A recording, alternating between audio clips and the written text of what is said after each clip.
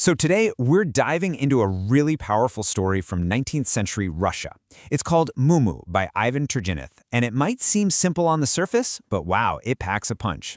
It's this incredible look at sorrow and maybe even a little bit of quiet rebellion. And that question right there is really the soul of this whole story. We're about to step into a world where one person has absolute power, and everyone else suffers in silence. And we see it all through the eyes of a truly unforgettable character. You have to understand, Turgenev is painting this incredibly bleak picture of serfdom in Russia. This was a system where people were literally property, owned and controlled by the rich. So this story, it's really about what happens when you strip a person of everything, and then you come for that one last thing they love.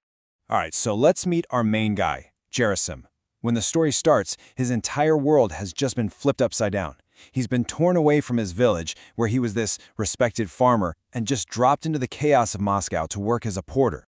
Right away, you get this picture of just how massive he is. He's described almost like a mythical hero, a force of nature. But back in his village, that strength was his identity. Here in Moscow, it's just a tool for his owner to use. And that is the central tragedy here. For all his incredible physical power, Gerasim has no voice. Not literally, and not figuratively. He's owned by this cruel, unpredictable, wealthy widow who controls every tiny part of his life.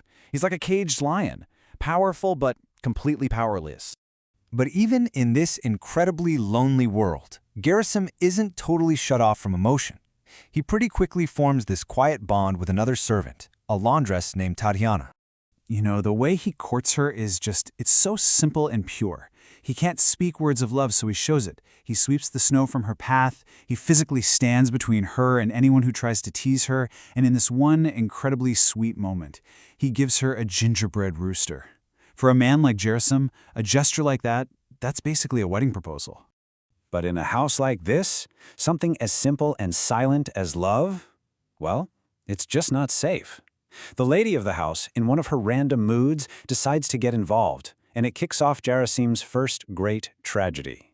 And just like that, literally on a whim, she decides Tatiana is going to marry the household's resident drunk, Kapitan. Why? Because she has this silly idea it might reform him. Of course, none of the other servants dare to tell her about Gerasim's feelings for Tatiana. They are terrified of what he might do. Okay, and this is where it gets just cold and calculated. The other servants cook up this horrible plan. They know Gerasim hates drunks, so they force poor, terrified Tatiana to pretend she's drunk and to stumble right past him.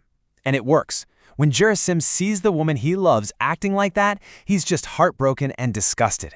He pushes her away, which to everyone else is his silent consent for her to marry the other guy. So Tatiana's gone. She's married off, sent away. And the whole house just falls into this heavy silence. Gerasim's grief is so huge and so quiet that it feels like it fills every room. And then one day, Gerasim's walking by the river, and something new enters his life. Something that starts to fill that emptiness. He spots this tiny little puppy drowning in the mud. He just gently pulls her out, tucks her inside his coat, and takes her home. He nurses her back to health like a mother would, feeding her milk and keeping her warm. He gives her a name, Mumu, which is actually one of the only sounds he can even make.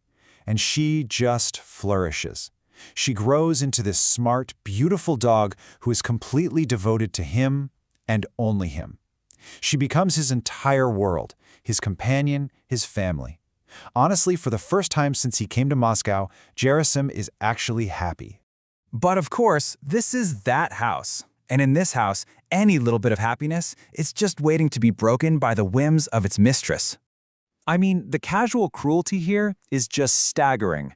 The lady spots Mumu, thinks she's pretty, and demands the dog be brought to her. But Mumu only loves Gerasim, so she growls. The lady's mood instantly sours. She's offended, and she gives this simple, devastating order. Get rid of it. By tomorrow. So a servant secretly takes Mumu away and sells her. Gerasim is beside himself, searching everywhere. But Mumu is a smart dog. A day later, she's back. She chewed through her rope and found her way home to Gerasim. He tries to hide her in his room, but that night she's so happy to see him she starts barking and gives them away.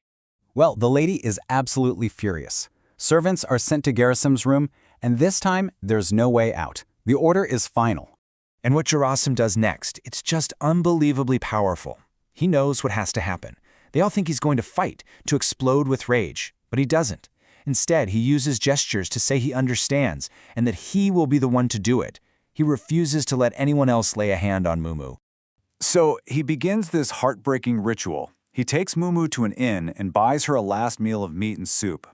He just watches her eat, with tears streaming down his face.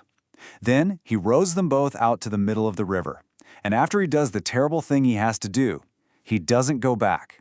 He just starts walking right out of Moscow, leaving that life of slavery behind him for good. And that's the big, profound question the story just leaves hanging in the air, right? By obeying the cruelest order you can imagine, did Gerasim finally become free? He loses the only thing in the world he loves, but in that same moment, he takes his own life back. A silent man finally making the loudest statement possible.